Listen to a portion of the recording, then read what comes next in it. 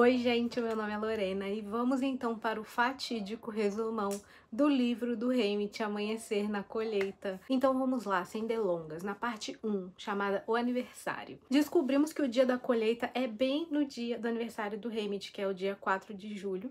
Haymitch vive ali no Distrito 12, como bem sabemos, com a mãe dele e o irmãozinho, que chama Sid, que ainda não tem idade para colheita, graças a Deus, e ele ajuda a mãe trabalhando com a Hatch na destilaria clandestinamente. Com 16 anos, ele já tá com o nome inscrito nos Jogos Vorazes 20 vezes e esse ano que começa o livro é o ano do massacre quaternário. E ali nos Jogos do Haymitch, esse massacre especificamente foi o dobro da quantidade de tributos. Então foram 2 meninas e 2 meninos que iriam ser sorteados ali naquele ano. E assim, apesar de não estar nem um pouco calmo, o Haymitch tenta aparentar uma certa tranquilidade ali naquele dia. A mãe dele pede pra ele encher a cisterna de água, porque ela é lavadeira. E é engraçado que nesse dia ele tem vários planos pra depois da cerimônia da colheita. E aí ele fala pra mãe dele, ah, tá bom, quando eu voltar eu faço isso daí pra você. Outro plano que o Haymitch tinha era passar o resto da tarde com a namorada dele, Lenore Dove. Ela faz parte do bando, lembram do bando? O bando lá da Cantiga dos Pássaros e das Serpentes. O bando se manteve, a Lenore é uma menina assim com um ar de mistério, ela gosta de gansos, ela canta muito bem, ela é super livre, super animada, bem estilo ali do bando mesmo,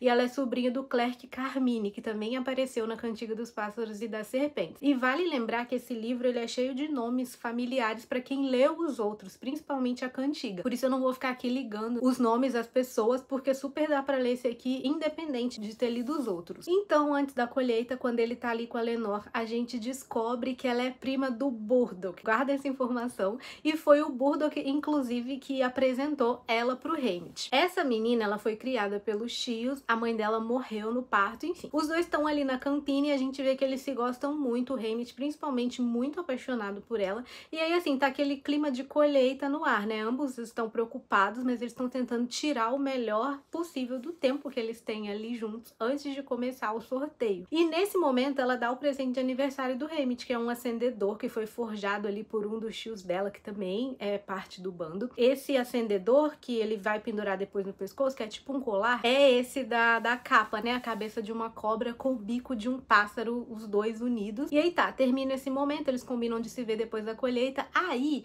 o Haymitch vai pra casa, se arruma, ele ainda vai passar no Boticário, encontrar uma colega de escola dele lá, que o nome dela é Asterid, que é quem cuida das pessoas doentes no Distrito 12 e também é a namorada do Burdock. Pegaram isso aí?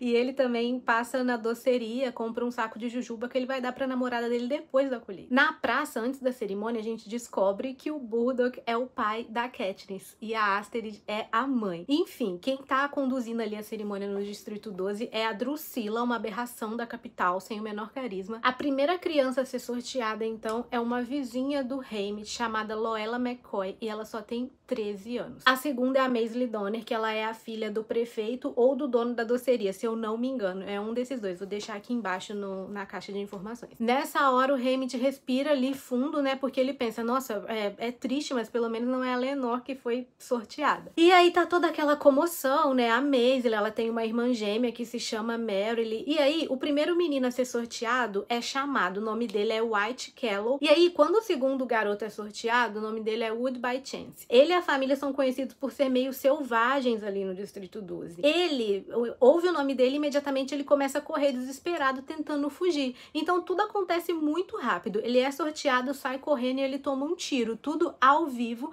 porque a gente acaba descobrindo que a cerimônia, na verdade, ela não é ao vivo. Tem ali uns 5 minutos de atraso, que é o tempo que se instaura todo o caos na praça. E aí tá aquela confusão pacificadora, a família do menino ali que foi baleado e tá em desespero. A Drusilla, que é quem tá conduzindo a cerimônia, ela tá tentando restabelecer a ordem, porque senão ferrou pra ela, né? Quando voltar a transmissão ao vivo, isso vai estar passando pra capital. Então ela tá ali meio desesperada e nisso a Lenore Dove vai tentar defender a mãe do menino que foi baleado. E aí o Haymitch, olhando aquilo de longe, ele fica agoniado, porque ele pensa, se eles já deram um tiro no menino, vai dar em qualquer um. E aí ele fica com medo da Lenore ser fuzilada e vai lá tentar defender, tentar fazer ela parar de brigar. A mãe do Haymitch tá ali perto também, então tá faltando pouquíssimo tempo pra voltar a transmissão ao vivo. Aí a Drusilla, que ela tá desesperada pra transmissão voltar e tá tudo normal, ela fala assim que precisam achar um substituto urgente. E nesse momento o Haymitch estava ali perto, né, brigando com os pacificadores,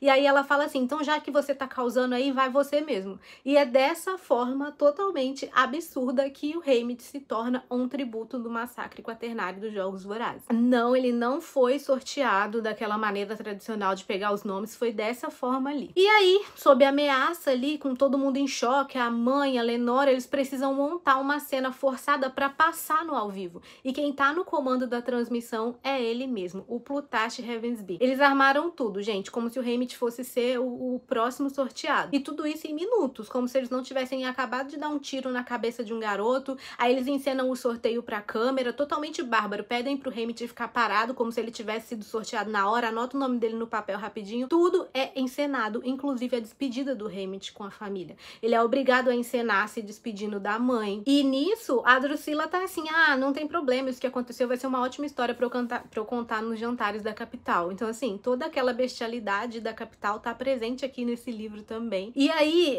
o irmãozinho dele também teve que encenar essa despedida. E aí, antes de ir pra cerimônia, ele passou na loja de doces dos pais da Maisie e comprou jujubas. E aí, é nesse momento, quando ele tá se despedindo do irmãozinho, ele pede pro Cid entregar jujubas pra Lenore e fala assim, ó, isso daqui é um presente, entrega pra ela, pra mim. E é bem triste esse momento, o menininho tá em desespero, então o Haymitch tenta meio que, sabe, dar ali uma função pra ele fazer. Não tem aquela despedida no edifício da justiça, porque essa gravação encenada acabou com o tempo que eles teriam com as famílias depois. Então eles são levados direto pro trem. E é tudo muito horrível, o Haymitch tá em choque, ele apanhou antes de ir pro trem, viu o irmão chorando. Pra piorar, quando o trem começa a andar, ele ainda vê a Lenore Dove de longe, assim, em completo desespero, gritando, tipo, muito triste, abalada por isso ter acontecido. Enfim, o trem ainda não é todo chique, como que a gente vê em Jogos Vorazes, mas mesmo assim, ele se junta lá com os outros, tem comida pra eles. E é quando a gente conhece a personalidade dos outros 3 tributos. A Loela é um amorzinho, ela é uma criança, e inclusive quando ela era menor ainda, ela achava que o Haymitch era namorado dela, porque uma vez ele chamou ela de queridinha, né? O jeito que ele chamava a Katniss lá em Jogos Vorazes. Mas deixa isso pro final. A Loela acabou se apaixonando pelo Haymitch quando ela era criança, achava que os dois eram namorados, eles eram vizinhos, né? O menino que foi sorteado, o nome dele é Wyatt. Ele vem de uma família de apostadores e vai ser uma ironia que a família dele vai ter que contabilizar as apostas com o próprio filho. Era isso que eles faziam em todos os outros jogos, todo mundo achava isso bizarro, mas aí, por ironia do destino, o menino foi sorteado. A Maisie, ela rouba demais a cena porque ela não deita pra ninguém, inclusive ela briga com a Drusilla no trem, ela sai no tapa mesmo, assim, a Drusilla espanca ela com um cinto horrível. E essa Drusilla, ela tem uma verdadeira aversão ao Distrito 12, como sempre, ninguém nunca liga pra esse distrito, e nesse livro aqui também não é diferente. E a única aliança que o Haymitch quer fazer é com a Loela, claramente é um instinto de proteção ali com a menina também, por ela ser uma criança. A princípio ele não vai muito com a cara dos outros dois, a Maisie sempre foi taxada de patricinha, ele dava ouvido ao que os outros falavam dela, então assim, ele nunca se aproximou muito na escola. E o Wyatt, esse nome é muito difícil de falar, ele achou meio bizarro o jeito que a família dele ficava calculando ali, apostando, tipo, ai, quem que você acha que vai morrer? Somando probabilidades, enfim, ele não quis se aproximar muito. Aí, tem aquilo deles assistirem o sorteio, aí eles veem que realmente tudo foi absolutamente editado, como se o Haymitch realmente tivesse sido sorteado. E pra piorar, eles ainda dão um bolo de aniversário pro Haymitch no trem. Tipo, vai comemorar o quê, gente? Comemorar que vai morrer, né? Tá, eles chegam na capital, aí são levados pro ginásio da academia, que é aquele ginásio da cantiga dos pássaros e das serpentes, onde era a escola onde o Snow estudou. Então, assim, percebe que tudo foi sendo realmente construído aos poucos, essa questão de jogos. Aqui ainda também não tinha aquele centro de treinamento, todo tecnológico, enfim, era levado todo mundo ali pro ginásio. E aí ali eles são preparados, tomam banho, aquelas coisas, e aí é a hora de conhecer a equipe de preparação deles. O nome da equipe ali, a menina se chama Proserpina e o menino se chama Vitus. Os dois são alunos da universidade. E eles deixam bem claro que eles ficaram com o Distrito 12 só porque ninguém mais queria. E pra piorar, o estilista do 12 é uma das piores pessoas da capital, o nome dele é Magnus Stift, e é ele quem veste todo ano o Distrito 12 com um macacão preto dos mineiros. A Proserpina, ela é bem afável, como qualquer pessoa da capital pode ser, mas ela é agitadíssima, ela é emocionada, ela é efusiva, ela, enfim, ela irrita. Então eles são preparados ali no ginásio, todos os distritos estão juntos, espaço é bem grande, meio que um dá pra ver o outro. E é claro que a Maisie faz questão de ficar provocando os outros jogadores, os outros tributos, né?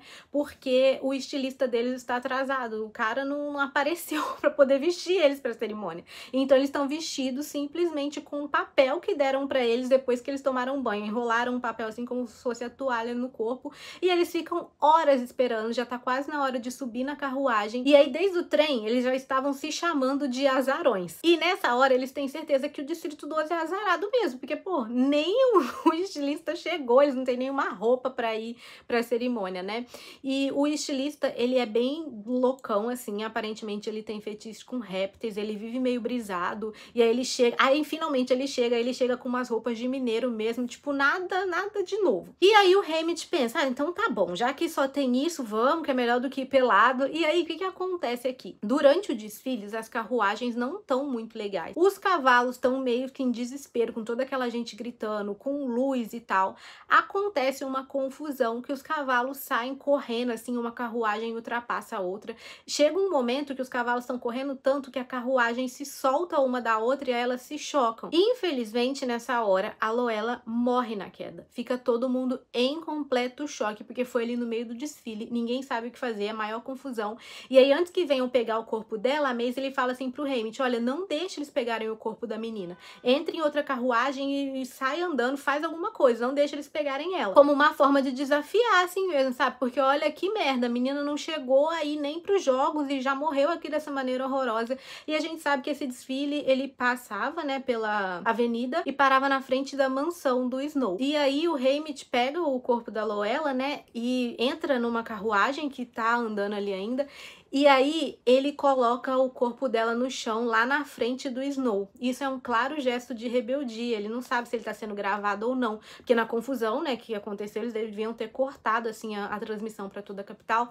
Mas nesse momento há uma troca de olhares entre o Haymitch e o presidente, e aí termina o desfile. Só que nesse momento o Haymitch consegue alguns patrocinadores, porque o pessoal da capital é bem alheio à realidade, né? Então eles não encaram isso como um gesto de rebeldia. Eles ficam aclamando o Haymitch. Tipo, nossa, você é muito foda, você pegou o corpo da menina e saiu correndo, a gente quer te patrocinar e tal, enfim. Mas nada muda no fato de que a Loela está morta. Nisso, depois do desfile, eles são levados para um apartamento e chegam os mentores, que são ninguém menos que a Wireless, a vencedora do Distrito 3, e a Megs, que é a vencedora do Distrito 6, que a gente viu elas lá em Chamas. Por quê? Como o 12 só teve uma vencedora, que é a Lucy Gray, e assim, ela sumiu, desapareceu, esses são os mentores que foram designados para o Distrito 12. A Wireless é meio transtornada, daquele jeito que a gente conhece em Chamas, né, devido aos jogos dela e tal. E a Megs é um amor de pessoa, ela abraça o Haymitch, deixa ele chorar ali bastante pela Loela e tal, porque ele tá bem triste.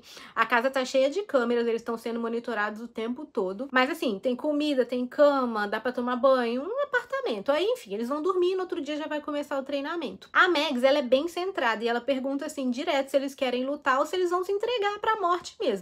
Eles têm um momento disso, de discussão, né? Discutir a morte certa de cada um, se eles querem morrer rápido, se eles, enfim. O Haymitch aqui a gente consegue perceber que ele já tem uma rebeldia ali nele, sabe? Ele ainda acha que ele pode desafiar a capital de alguma forma. Os outros dois também, eles não querem se entregar sem lutar. Eles falam, não, a gente vai lutar, mas a gente também não quer morrer agonizando pras câmeras, pra nossa família ver. Aí então tá, eles vão lá pro ginásio, começa o treinamento, é aquele momento de observar, de fazer aliados. E aqui tem uma coisa curiosa. Eles têm armas, né, ali à disposição. São 48 tributos. E pouquíssimos pacificadores estão ali olhando eles. O Plutarch, que tá ali captando imagens, fica assim ali na espreita e uma garota de um distrito, ela se aproximou para conversar com o Haymitch, também com esse sentimento ali de revolta.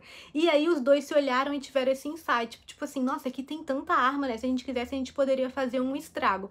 E aí o Plutarch ouve a conversa e ele pergunta assim, e por que vocês não fizeram? E aí a gente fica meio assim, tipo, cara, qual que é a sua? Você é daqui da capital. E aí, durante ali a conversa dos três, o Plutarch parece que é meio neutro, ele não apoia a capital, mas ele também meio que não faz nada pra mudar. Tipo, ele tem um pezinho na rebeldia, fica falando em códigos e se irrita um pouco o Haymitch. Deixando aqui uma nota pessoal, eu acho que o Plutarch é um personagem maravilhoso. Ele tem muitas camadas, mas enfim, a gente discute isso em outro vídeo. O Haymitch fica meio assim, confuso, né, porque abertamente o Plutarch tá instigando eles, é tipo assim, começa aí uma zona pra gente ver o que vai dar, falando que isso é porque eles aceitam que a capital faz, porque eles são muito mais nos distritos. E aí o Haymitch fala assim, tá, mas o que eu fiz com a Loela ontem foi um ato de rebeldia, querendo ou não. E aí ele responde assim, meu querido, aquilo ali nem foi transmitido, o que o povo viu foi uma cerimônia impecável. E tipo assim, graças ao Plutarch, que é quem edita, quem capta as imagens. E aí a todo momento o Haymitch fica meio confuso, por quê? Em um momento ele fica querendo ser rebelde e desafiar, e no outro ele pensa, mas caralho, nada dá certo também, tipo, eu tento fazer as coisas, não é transmitido, eu não tenho ninguém pra me ajudar, e o que que eu faço? É melhor aceitar que eu vou morrer e pronto.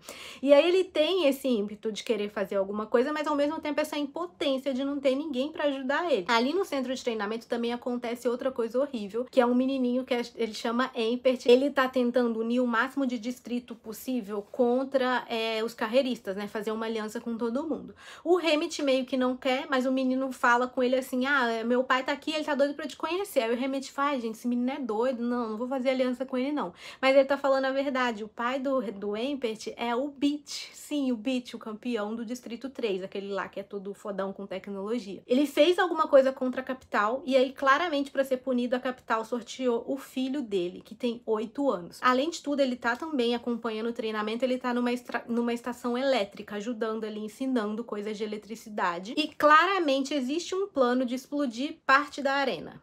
Antes era permitido que os tributos entrassem com símbolos. Inclusive a Maisie, ela é responsável por ajudar muitos deles com cordões, assim, que eles não sabiam fazer. E a gente sabe que na trilogia principal isso é proibido. Tem um negócio com o broche da Katniss, que assim, também veio daqui, a Maisie ganhou, acabou achando feio e deixou jogado lá no fundo da gaveta. E aqui os rebeldes infiltrados ali na capital, eles iam facilitar a entrada desses símbolos que iam ser bombas escondidas, né, pra destruir a arena. E é assim que o Haymitch acaba em mais esse plano, né, com o Beat. Isso é muito complexo, porque eles têm que ficar falando em códigos, tudo é muito confuso, tipo, não tem um plano certinho, e é tudo muito novo pro Haymitch também. E é claramente um plano que vai falhar, porque é muito feito às pressas, muito passado ali correndo, mas mesmo assim o Haymitch aceita. E o Beat fala a todo momento que existe uma forma de quebrar a arena. O plano deles é explodir o tanque de água que fornece energia para tudo aquilo ali funcionar. E aí por toda a arena tem os locais de onde eles soltam as bestas, né? Tudo de ruim que vai acontecer tem os locais certos de onde vão sair. E é pro Haymitch entrar por um desses lugares. Enfim, quando acaba o treinamento, eles estão indo embora, a van deles é parada e o Haymitch é tirado da van à força e levado pra mansão do Plutarch. Aí ele pensa, fudeu, né? Por causa do que eu fiz no desfile, claramente. E mais uma vez ali na mansão do Plutarch, uma mansão gigantesca, assim, dá pra perceber que ele vem de uma família muito rica. Eles estão novamente conversando em códigos, ele e o Plutarch. Nisso, chega o presidente Snow em pessoa. Ele pediu para o Plutarch levar o Haymitch pra mansão dele, só que ele chega passando muito mal. Parece que ele vai dar um treco, assim, ele não consegue respirar, e aí ele pede leite. Ele fala que ele não precisa de médico, ele quer tomar leite. Aí o Plutarch pede pro Haymitch buscar esse leite. Quando o Haymitch abre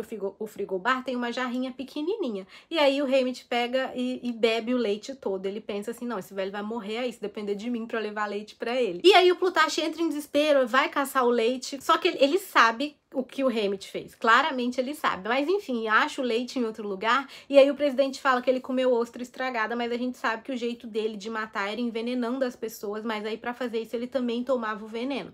E esse é um claro episódio onde a gente vê ali o presidente Snow atuando, matando uma pessoa da forma que ele gostava de fazer. E a conversa que ele tem com o Haymitch depois é sobre o Distrito 12. Mas o que acontece? Quando ele pega o símbolo do Haymitch, que é o cordão que a Lenore deu pra ele lê o nome Dove, e ele fica tipo, Dove, da cor, né? Porque lembra que os membros do bando, eles têm o nome deles, fulano e mais uma cor, tipo Lucy Gray, Dan Amber, Mal de Ivory. Enfim, ele liga uma coisa na outra, na hora. Então ele saca que a pessoa que o Haymitch deixou no Distrito 12 fazia parte do bando, era importante pra ele, vem todo aquele flashback. E aí o presidente fala pra ele, eu sei que você tem alguém esperando no distrito, que essa pessoa é importante pra pra você, eu já estive lá e eu sei como é. E aí, quem vai decidir o jeito que você vai morrer é você mesmo. Basicamente ele fala, ou você fica no pianinho ou a sua família, quem é importante pra você no Distrito 12, vai te assistir tendo a pior morte possível que qualquer tributo já teve. E não satisfeito, acontece uma das primeiras coisas mais bizarras desse livro, que o presidente fala assim, eu tenho um presente de aniversário pra você, Haymitch. E aí quando ele olha pro lado, aparece a Loela. Sim, a amiga dele do distrito que morreu no desfile. Claramente a capital pegou alguém muito parecida com a menina, torturou ela, fez ela se comportar como a Loela mesmo. Muito, muito, muito bizarro, porque ela meio que não fala direito, ela fica, tipo, tendo uns ataques, assim.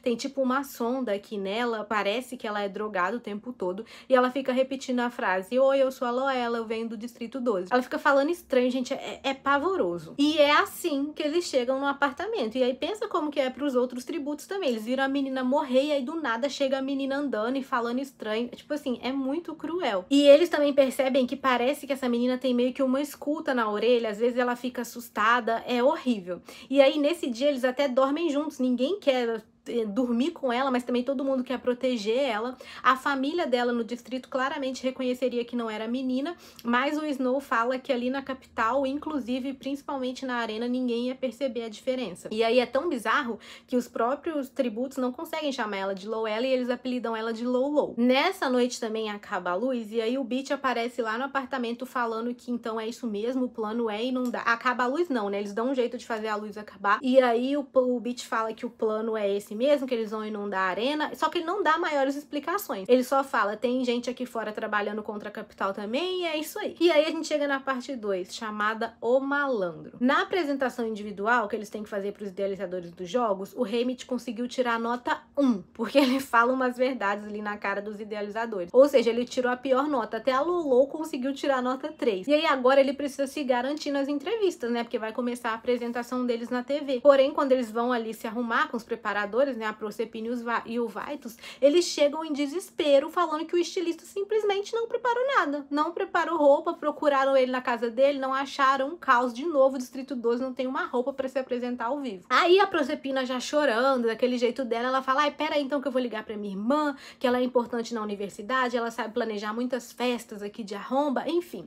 Aí tá quase chegando na hora do ao vivo, eles não têm nenhum sonho, né, eles não têm roupa, eles não têm nada, estão com a roupa do treinamento ainda, tudo rasgado, tudo sujo, a Maisie tá toda rasgada, mas nesse momento chega a irmã da Proserpina e ela é nada menos que a F. A F vem em socorro da irmã, obviamente essa é a primeira interação que ela tem com o Distrito 12, que ela vai começar a cuidar a partir daí, desse momento. A F é um alívio cômico, né, às vezes ela chega com aquelas frases dela de efeito, aí ela traz umas roupas dos avós deles, enfim, ela chega ali com a solução. E aí fica combinado que o Haymitch vai fazer um malandro ali para as câmeras, né, para ver se ele ainda tem alguma chance depois da nota dele 1. Inclusive a roupa dele é toda bordada ali com taças, o colete, ele parece realmente um homem meio malandro da forma que ele é apresentado. E aí depois da entrevista, na festa, ele e o Beach tem mais uma interação bem rápida e é pro filho do Beach, o Empert, encontrar o Haymitch na arena, entregar os explosivos que vão estar escondidos nos cordões ali dos tributos.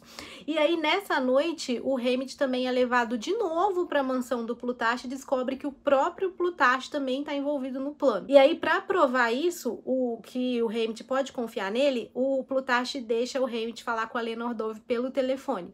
E aí ela fala que ela tá presa lá no Distrito 12, mas que ela tá bem, aquele chororô. E aí, quando eles desligam, o Plutarch explica, ele fala, ok, agora você confia em mim? Então tá. Aí ele explica que os bestantes vão sair ali por umas flores, aonde que vai estar. Enfim, ele acaba contando pro Haymitch onde fica esse tanque de água que ele supostamente tem que explodir. Então tá, vai começar os jogos e aí a F quem vai acompanhar o Haymitch naquele momento final, onde eles estão esperando para entrar na arena, e é ali também que ela se torna representante oficial do Distrito 12. E aí essa arena, ela é tipo uma floresta que é muito linda, só que ela é muito mortal. Tem um vulcão, não é nada muito extravagante, assim como as outras, né, que são mencionadas ao longo dos livros, só que apesar de ser tudo bonito, é tudo muito envenenado, inclusive as frutas, a água. Quando o gongo soa, inclusive o Haymitch chega a tomar um um pouco de água ali de um riacho, ele quase morre envenenado. Enfim, eu não vou descrever muito aqui como é a arena e como é esse jogo, porque os jogos do Haymitch, a arena do Haymitch, é muito sobre os detalhes. Esses detalhes que tornam o jogo único. Ele passa uns 2 dias ali meio moribundo, né? Porque ele tomou a água que era envenenada. E no começo ele fica sozinho, se separa de todo mundo. E ele tem que ir pro norte, pro fim da arena. Isso foi orientação do Beach também. O Beach fala que a arena acaba em algum lugar e pra ele ir andando sempre pro norte. No primeiro dia, o companheiro ali de distrito do distrito 12 já morre.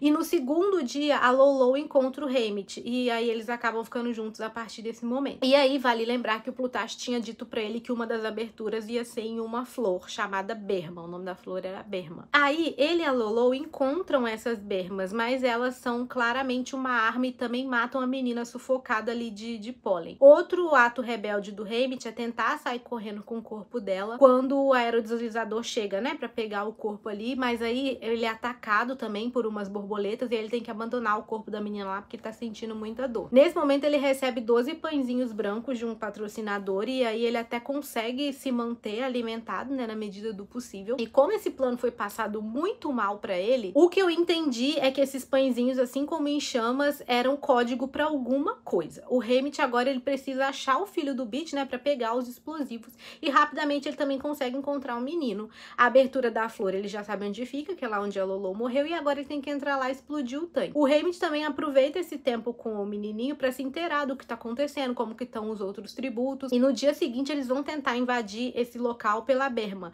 Onde que eles vão? Vão pra sala de controle. Essa arena ainda não era controlada remotamente, então parece que os idealizadores ficavam controlando os jogos dali de dentro. Inclusive eles têm contato com os tributos em um momento que eu vou chegar lá. Então assim, a arena ainda era muito amadora. Tanto é que dá certo, o Haymitch consegue entrar, né? Essa flor se abre em vários momentos ali pra soltar os bestantes, mas o Haymitch descobriu onde é, ele consegue entrar pela flor e descer por um túnel, ou seja, o Haymitch chegou a sair da parte principal da arena, ele conseguiu explodir o tanque, mas teve zero efeito, não aconteceu nada do lado de fora, não aconteceu nada no jogo, tudo continuou. O máximo que ele causou foi um transtorno ali, porque querendo ou não, ele conseguiu explodir o tanque que gerava água para manter a energia da arena. O que acontece depois disso é que o Empert é comido por bestantes carnívoras, fica literalmente só o esqueleto dele. Isso tudo com o Haymitch assistindo e, claro, com o Beach assistindo o próprio filho ser comido vivo do lado de fora. E então a gente vai para a parte 3 do livro, onde o Haymitch já tá totalmente destruído emocionalmente. A arena foi danificada, mas tudo continuou e ele segue indo rumo ao norte sem encontrar ninguém, acreditando que uma hora ele vai encontrar o fim da arena. Em um momento aqui ele luta também com 2 tributos e é quando a Maisie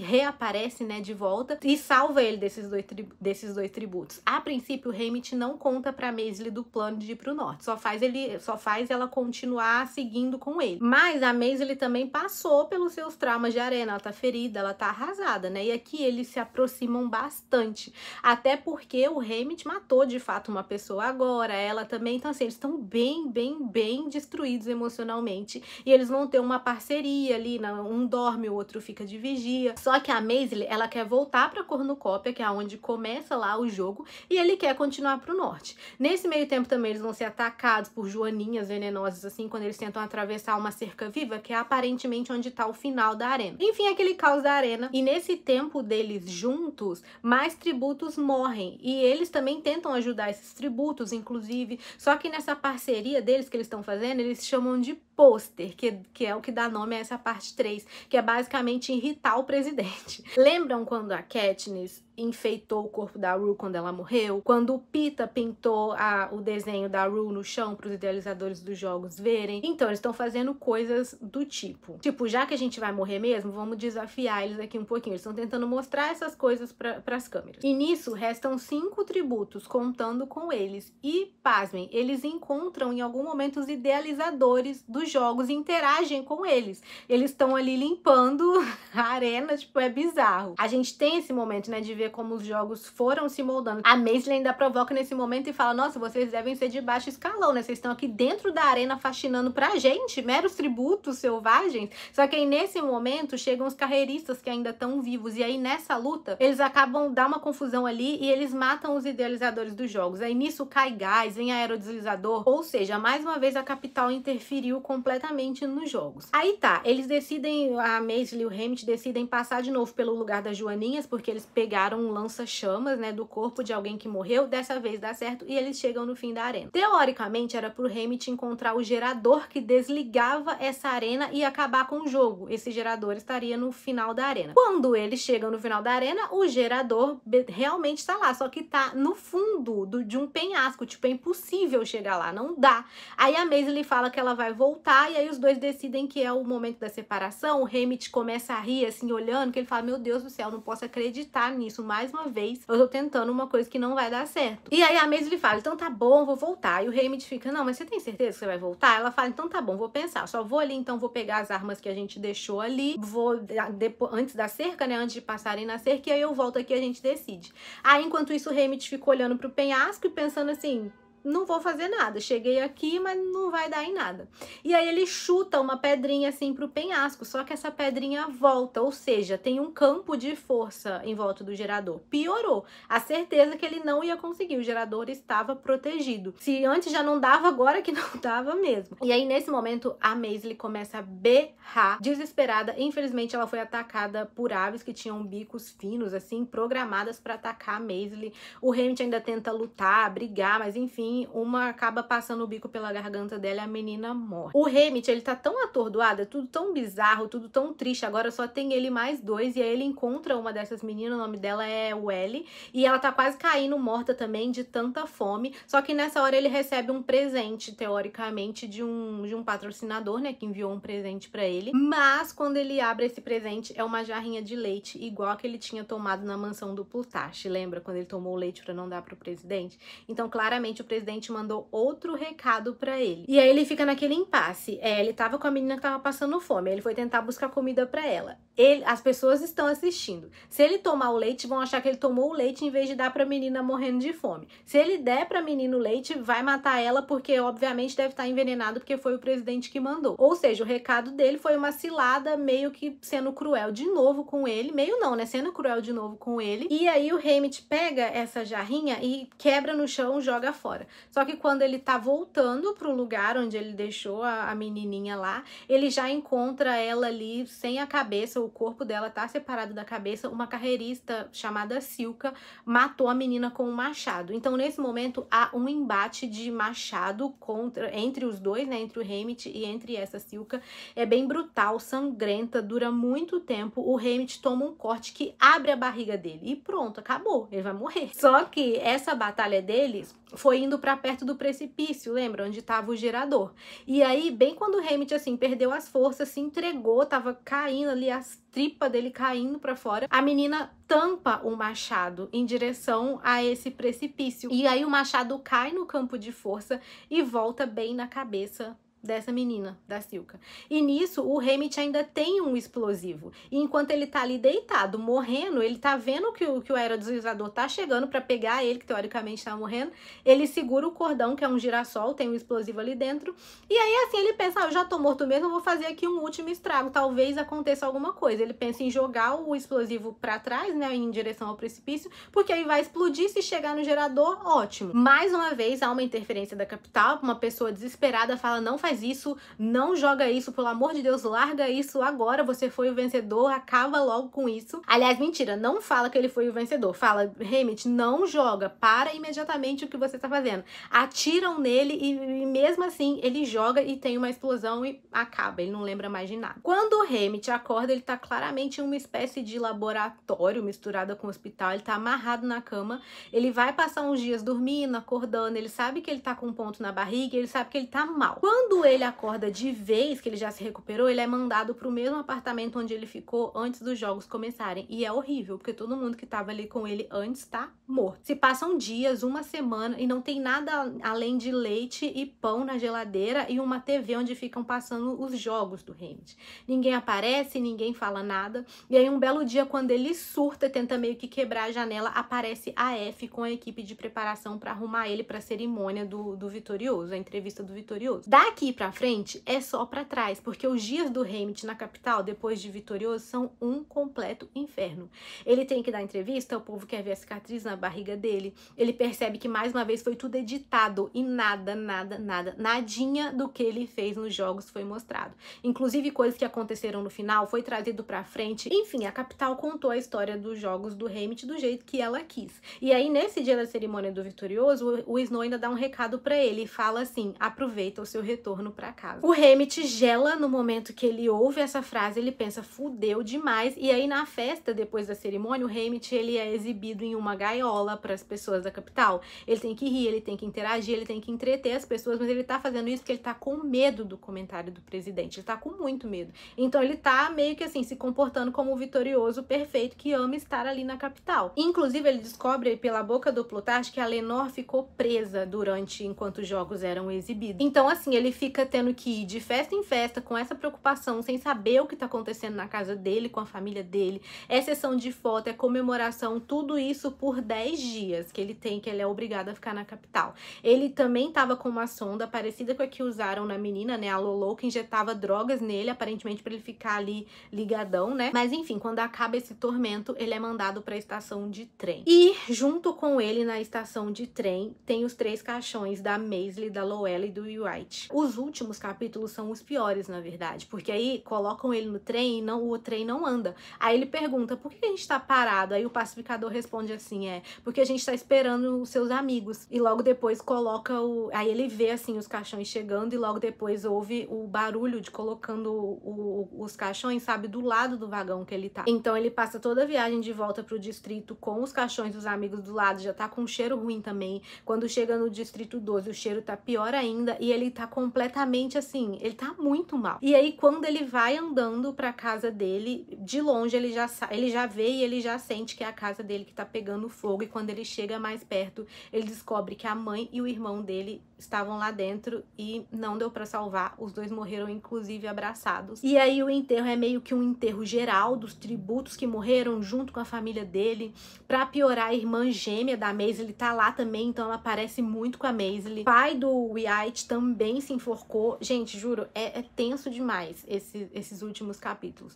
E depois disso, os dias do Hammett são preenchidos por um xarope que a Astrid arranja lá pra ele meio que ficar dopado, e ele quer ficar sozinho. Agora ele tem a nova casa dele, né, lá na Vila dos Vitoriosos, até porque a casa dele foi destruída, né, porque o incêndio queimou tudo. A Lenore ficou presa ainda por um tempo nesses dias aí do Hammett, mas um belo dia ela voltou, tipo assim, pelo menos isso, né? Mas a alegria aqui também durou pouquíssimo, porque, gente, presta atenção, o Hammett já tava lá destruído, tá? Não sabia que se a Lenore ia voltar, se esse solto aqui que ia acontecer. Um belo dia a menina tá voltando, assim, ele tá lá na campina, ela vem vindo, e aí é um momento raro, assim, de felicidade nos últimos dias dele. Ele tá vivendo ali em extrema tristeza, tá de luto ainda, mas ele pensa assim, ele respira aliviado, pensa, nossa, pelo menos ela voltou, ela tá bem, não aconteceu nada com ela. Eles ainda têm um tempo ali de se abraçar, trocar algumas palavras, ela tá bem, ela tá ótima, e aí ela tá com um saco de jujuba na mão.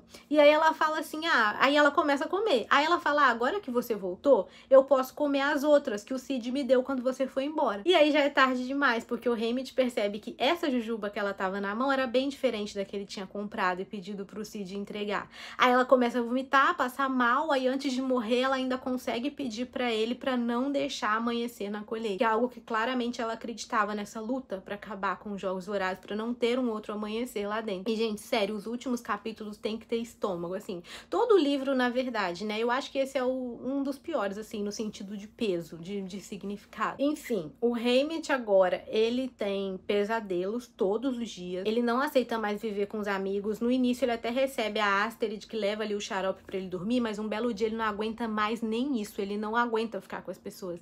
Ele taca pedra nos amigos pra ir embora, inclusive machuca a Astrid, assim, a pedra. Ele sai pela noite procurando a Lenore.